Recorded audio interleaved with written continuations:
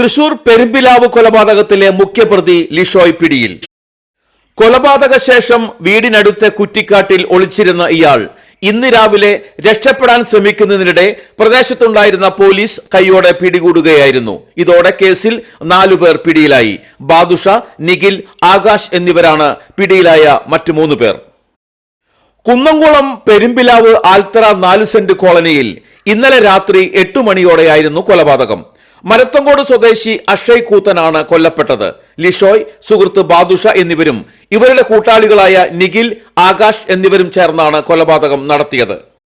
കൊല്ലപ്പെട്ട അക്ഷയും പ്രതികളും ഒരേ സംഘത്തിൽപ്പെട്ടവരായിരുന്നു.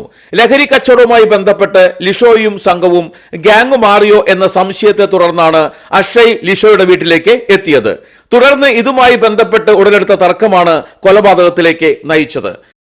അക്ഷയ് സംഭവ സ്ഥലത്ത് വെച്ച് തന്നെ മരിച്ചു. അക്ഷയുടെ മൃതദേഹം കുന്നംകുളം താലൂക്ക് ആശുപത്രി മോർച്ചറിയിലേക്ക് ഇന്നലെ രാത്രി തന്നെ മാറ്റിയിരുന്നു. ആക്രമണത്തിനിടെ സംഘത്തിലെ ബാദുഷയ്ക്കും പരിക്കേറ്റിട്ടുണ്ട്. ഇയാൾ പെരുമ്പിലാവിലെ സ്വകാര്യ ആശുപത്രിയിൽ ചികിത്സയിലാണ്. കൊല്ലപ്പെട്ട അക്ഷയ് കൂത്തനും പ്രതികളും നിരവധി ക്രിമിനൽ കേസുകളിൽ പ്രതികളാണ്.